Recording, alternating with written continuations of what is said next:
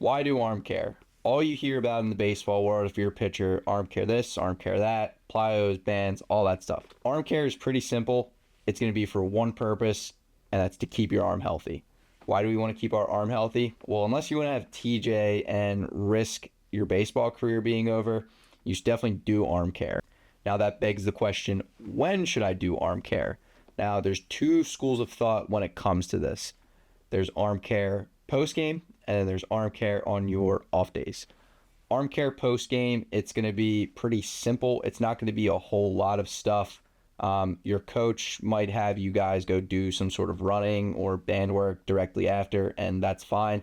Usually you want to see guys doing sprints. You don't want to do long distance, flush runs, poles, Indian runs, all that bull crap. You don't want to do any of that really.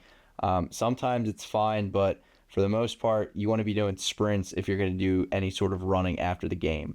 In addition to this, you can go into stuff like light band exercise. You could do pull-aparts. You could do no monies. There's a bunch of different band exercises you could do afterwards for arm care.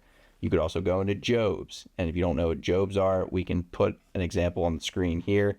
You could do jobs with baseballs, weighted balls, really anything. It doesn't matter. Jobs, you don't want to go anything over 2 pounds. You can even do jobs with little dumbbells like 2-pound weights or 1 pound, something like that. You could also go into some plyo drills too. Directly after the game, you could do some drop catches. Different positions with those are really beneficial. And if you have one, you can do trampoline throws with the plyos as well. Most guys probably don't have this at their field, but if you do, then you can do it. Arm care on your off days. This is going to look a little bit different than your arm care directly after the game because obviously you have more time. You might be doing this as like part of your lift or something. You might be doing it at practice, but whatever it is, there's a couple different things we want to make sure we're hitting when we're doing this. So the first one I haven't mentioned before, soft tissue work. Soft tissue work's great. You could use a foam roller, you could use a lacrosse ball. There's a bunch of different other weird looking tools like triangles with spikes on them that look like they hurt really bad, but they're actually really good for you. You can use stuff like that. Stuff like that's going to loosen up your muscles. You might be sore the day after you pitch, shoulder, elbow, back, whatever it may be. These tools, whether it's a foam roller, crossball, torture device looking thing, that's all going to be great. Next, your band work's going to look a little bit different on an off day than it would be directly after the game. So for arm care on an off day, you could go through like your normal band routine if you want. That's going to be good. It doesn't really matter exactly. It's kind of just a comfort thing for most guys. You can do that.